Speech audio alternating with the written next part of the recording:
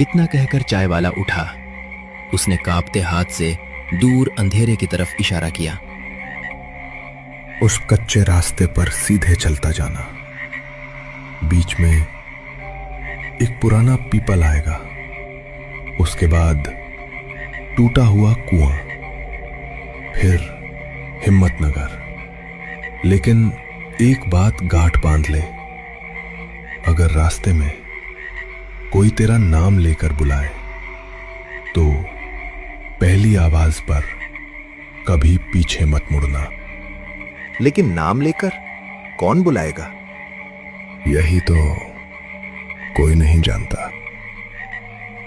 शामू कुछ पल तक बूढ़े की आंखों में देखता रहा।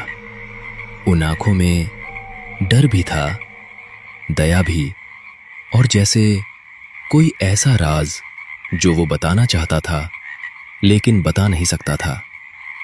शामू ने बैग उठाया, एक गहरी सांस ली और अंधेरे रास्ते की तरफ चल पड़ा। उसे बिल्कुल भी अंदाजा नहीं था कि कुछ ही देर बाद वो ऐसे इंसान से मिलने वाला है जिसे वो वर्षों से देखने की आस लगाए बैठा था।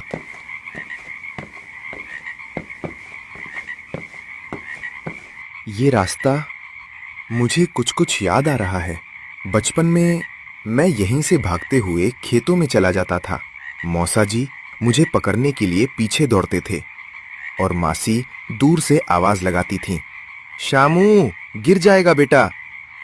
कितने अच्छे दिन थे वो। अचानक हवा का एक तेज झोंका आया। पेड़ों के सूखे पत्ते उड़ने लगे। उसी समय पीछे से किसी ने बहुत धीमी आवाज में पुकारा, शामू। शामू एकदम रुक गया। उसे अचानक चाय वाले की बात याद आई, अगर कोई तेरा नाम लेकर बुलाए पहली आवाज पर पीछे मत मुड़ना। उसका दिल जोर जोर से धड़कने लगा। नहीं, ये मेरा भ्रम है। मुझे पीछे नहीं देखना चाहिए। वो दोबारा चलने लगा, लेकिन इस बार आवाज पहले से ज्यादा साफ आई। शामू रुक बेटा। अब आवाज बिल्कुल जानी पहचानी लग रही थी। वो आवाज उसे बचपन की याद दिला रही थी। शामू खुद को रोक नहीं पाया। धीरे धीरे उसने पीछे मुड़कर देखा। सामने सफेद धोती कुर्ता पहने, हाथ में पुरानी लालटेन लिए एक आदमी खड़ा था।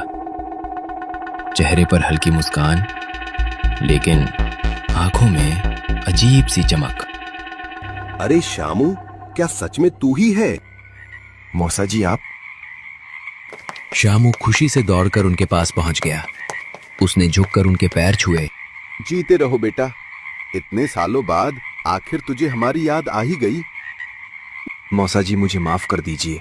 मैं कई बार आने वाला था, लेकिन पढ़ाई, फिर नौकरी की तैयारी, फिर हालात, समय ही नहीं मिला। समय बेटा, समय किसी के पास नहीं होता, निकालना पड़ता है। आगे की कहानी के लिए फॉलो कर लेना।